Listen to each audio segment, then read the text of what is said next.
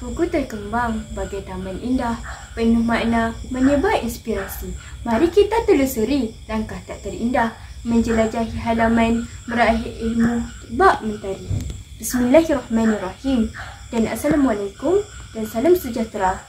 Salam Malaysia Madani, salam anak baik lagi cerdik. Nama diberi tanpa dipinta. Nur Ashifadana binti Zazali. Saya merupakan pelajar tingkatan 4 mengambil aliran sains tulen di Sekolah Menengah Kebangsaan Sungai Burong dengan kod BEA 3079. Begitulah serba sedikit celoteh berkenaan diri saya. Anak jati tanah rantau, lahir di kebun getah, sekolah estet, mimpi di dada. Kisah akan terungkap, penuh rahsia tercipta. Dunia tercengang, satu zaman bermula. Novel yang berjaya menjadi pilihan suri hati saya, iaitu Sukma di Jiwa, ialah novel remaja hasil daripada karya Amir Hamzah L. Kadir, terbitan Dewan Bahasa dan Pustaka, di mana cetakan pertamanya pada tahun 2022. Novel remaja ini mengandungi 170 muka surat yang berjudul Sekolah Estet. Apabila kita lihat muka buku di hadapan ini, tampak kelihatan aura kebahagiaan, bukan? Tetapi ia berbeza dengan isi kandungan di dalamnya.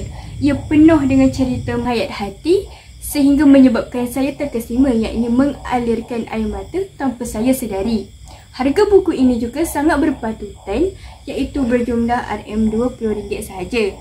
Saya amat gemar dengan gaya penulisan Amir Hamzah L. Kadir ini kerana ia enteng dibaca sekaligus mudah difahami. Terdapat juga kepelbagaian bahasa sehingga timbul rasa kekaguman dalam diri saya sendiri. Tamsilnya iaitu bahasa sukan dalam permainan kriket dan golf, iaitu backdown dan pemadang. Tanpa berlengah lagi, izinkan saya membawa kamu semua menelusuri novel ini dengan lebih mendalam. Sinopsisnya bermula dengan kehidupan Adam sekeluarga yang tumbuh membesar dalam lingkungan masyarakat estet.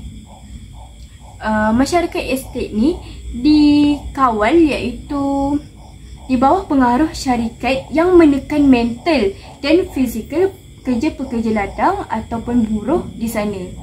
Pengurusan estet, iaitu pengurus estet, bersikeras mengambil pendatang asing bekerja bersama pekerja-pekerja tempatan di sana, sehingga mencetus perbalahan besar dalam kalangan pekerja-pekerja ladang estet.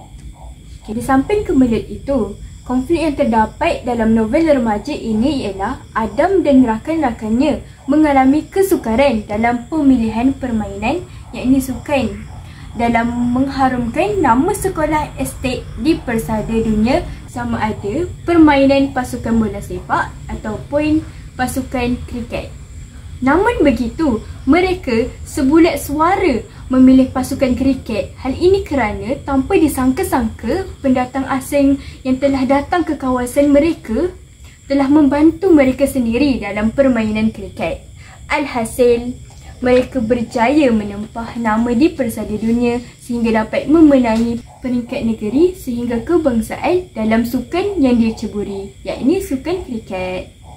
Pengajaran yang dapat saya simpulkan dalam novel remaja ini ialah, yang pertama, kita perlulah memilih rakan yang baik, dan persekitaran yang positif membantu diri kita menjadi lebih baik.